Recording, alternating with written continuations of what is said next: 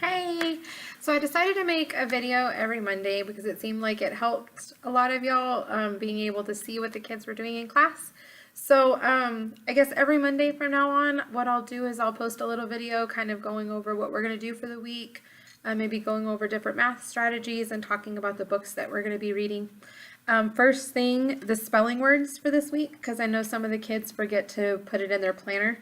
Just so you know, there should be a little piece of paper like this. It should be glued on the right-hand side of their planner every week. But just in case, if you want to pause the video, I don't know if you can read that. Hopefully that helps. Those are the spelling words for this week. There's a spelling test every Friday, and it is sent home graded every week.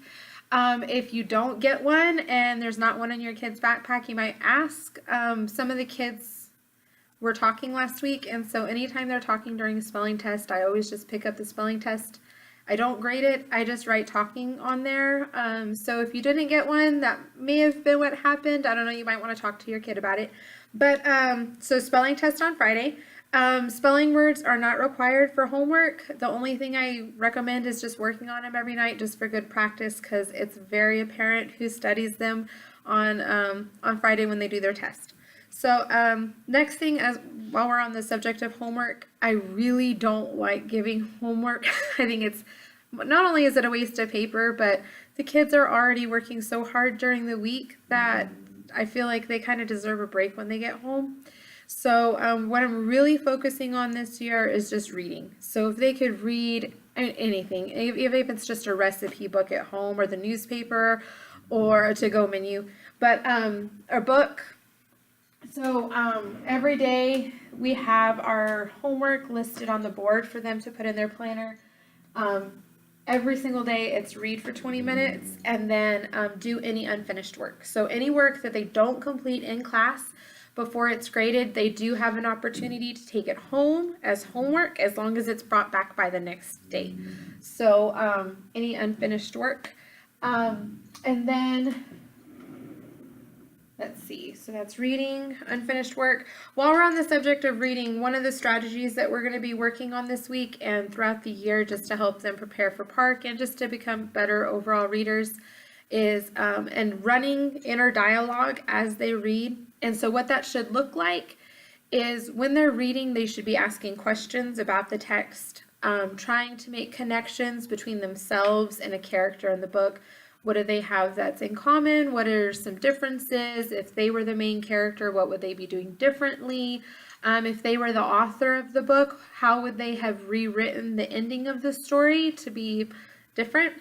Another example of inner dialogue would be if they get to a word that they don't know, like a vocabulary word or something, not just breezing through and just to keep on reading, but to stop and say, you know what, I don't really understand that word, and then rereading that sentence using context clues in the paragraph to try to determine the meaning of the word. Maybe even looking it up in the good old-fashioned dictionary, because we are practicing with these instead of looking it up on Google. Just good study skills. So we're working on this. And another thing we're going to start working on this week is writing notes down on a post-it note as they read. So if they get to a good vocabulary word, or maybe they, thought something was funny in the book, writing it on a post-it note and then just kind of like putting it on the page that they're reading. That way, just kind of, little note, and then that way the next night they go back to read, they can read through their post-it note and be like, oh yeah, that's what happened last time. So it's just kind of a refresher as well.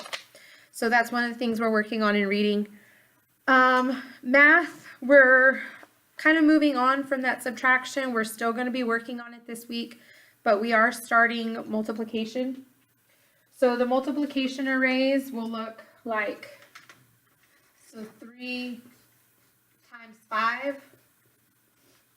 We're working on that first number in the multiplication statement being the number of rows in the array. So the first number is how many rows there are.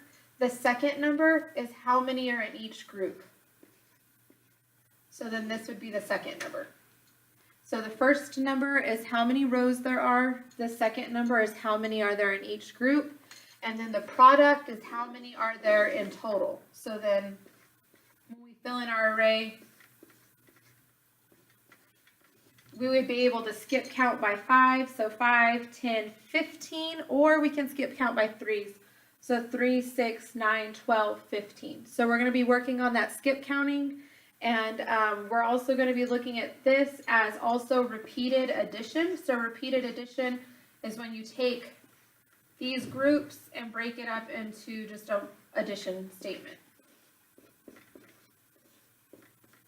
So that's one thing that we'll be working on. A great way to practice this at home is just to get beans or beads and giving your child a multiplication statement and asking them to build the array to represent that statement. And last thing, the book that we're starting for book club this week is called Out of My Mind. It's by Sharon M. Draper. If you haven't read it, I highly recommend it. It's an amazing book. It really focuses on kindness and acceptance of others, regardless of differences.